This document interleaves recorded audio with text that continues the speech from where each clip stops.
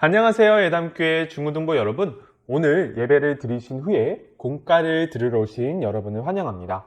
여러분, 오늘은 이제 책에 있는 공가를 하지 않고요. 전도사님이 만든 공가를 해보려고 합니다. 그래서 오늘 공가의 제목은 예수 그리스도 말씀을 이루시다. 이 부분을 이제 전도사님이 만들어 보았고요.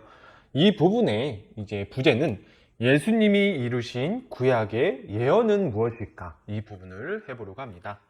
여러분, 예수님께서는 구약의 말씀을 모두 이루셨지요. 그렇지만 그 이루신 부분을 모두 다룰 수는 없기 때문에 예수님께서 이루신 구약의 말씀 중에 세 가지만 오늘 다뤄보는 시간을 가져보려고 합니다. 그렇다면 첫 번째 말씀은 무엇일까요? 우리가 창세기 3장 15절 말씀을 읽어보도록 하겠습니다. 내가 너로 여자와 원수가 되게 하고 내 후손도 여자의 후손과 원수가 되게 하리니 여자의 후손은 내 머리를 상하게 할 것이요 너는 그의 발꿈치를 상하게 할 것이니라 하시고.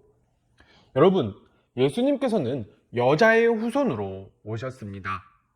마태복음 1장 18절 말씀을 보면 이렇게 나와 있어요. 예수 그리스도의 나심은 이러하니라. 그의 어머니 마리아가 요셉과 약혼하고 동거하기 전에 성령으로 잉태된 것이 나타났더니. 그리고 이어서 마태복음 1장 21절에서 23절까지의 말씀을 읽어드리도록 하겠습니다.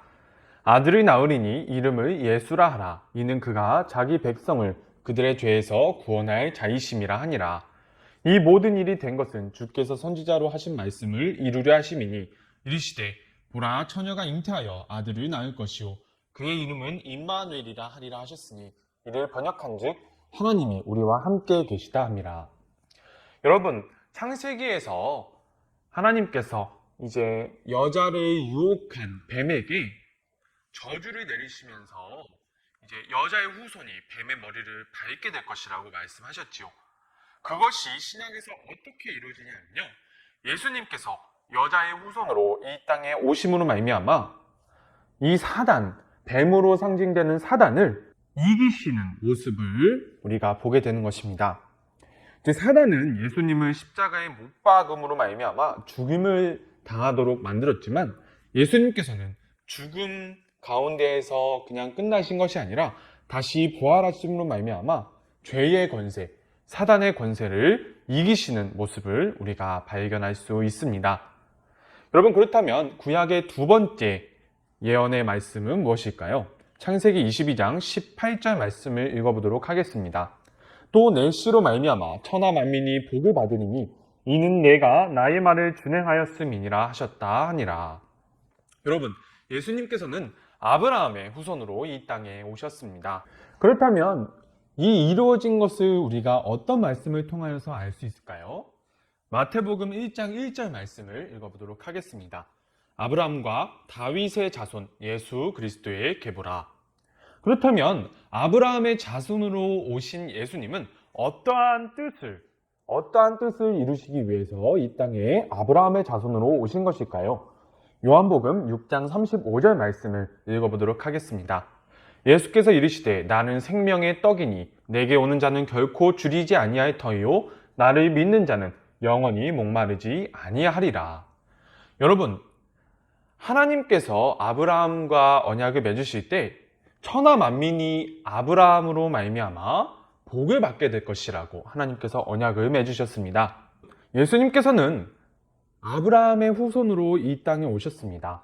그리고 하나님께서 아브라함과 맺으신 그 언약, 아브라함을 통하여서 천하 만민이 복을 얻게 될 것이라는 그 언약을 직접 이루어 주셨습니다.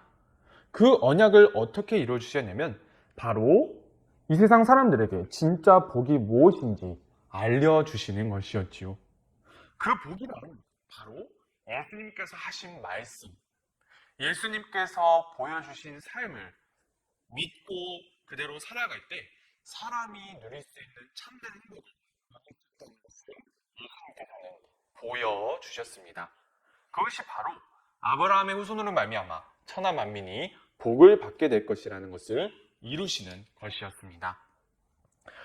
그리고 세 번째 구약의 예언의 말씀을 우리가 보도록 하겠습니다. 레위기 22장 18절 말씀입니다. 이것은 여호와께서 시내산에서 자기와 이스라엘 자손 사이에 모세를 통하여 세우신 규례와 법도와 율법입니다. 여러분, 전도사님이 이 말씀을 여러분들께 읽어드릴 때 이런 생각을 가질 수 있을 것 같아요. 전도사님, 이거는 예언이 아니라 그냥 하나님께서 모세에게 율법을 주신 다음에 그냥 모세가 이게 율법이라고 말하는 것처럼 보이는데요. 이렇게 생각을 할 수 있습니다. 그러나 이 부분은 하나님께서 직접 세우신 율법이 이런 것이다 라고 보여주시는 것을 상징적으로 보여주는 대표 언어라고 보면 될 것입니다. 그리고 예수님께서는 이것을 하나님의 뜻대로 이루시기 위하여서 이 땅에 오셨지요. 우리가 예수님께서 이 율법을 어떻게 이루셨는지를 알아가 보도록 하겠습니다. 마태복음 5장 17절 말씀을 읽어보도록 하겠습니다. 내가 율법이나 선지자를 폐하려 온 줄로 생각하지 말라. 폐하러 온 것이 아니라 완전하게 하려 함이라. 여러분, 예수님께서는 율법을 완성하시기 위하여서 이 땅에 오셨습니다. 그렇다면 이 율법을 어떻게 완전하게 만드시려는 것일까요?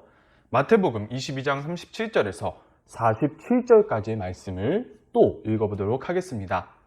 예수께서 이르시되 내 마음을 다하고 목숨을 다하고 뜻을 다하여 주 너희 하나님을 사랑하라 하셨으니 이것이 크고 첫째 되는 계명이요 둘째도 그와 같으니 내 이웃을 내 자신같이 사랑하라 하셨으니 이 두 계명이 온 율법과 선지자의 강령이니라.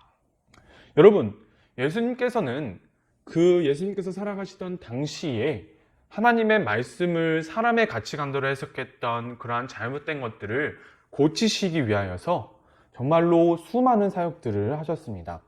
그리고 어떤 사람이 율법의 정점이 무엇인지 예수님께 물어보았을 때 예수님께서는 율법이 어떤 목적을 가지고 있는지 오늘 마태복음 22장 37절에서 40절까지 말씀을 통하여서 보여주셨습니다. 그리고 이 말씀을 하신 예수님께서 어떻게 행동하셨는지 우리가 로마서 10장 4절 말씀을 통해서 읽어보도록 하겠습니다. 그리스도는 모든 믿는 자에게 의를 이루기 위하여 율법의 마침이 되시니라.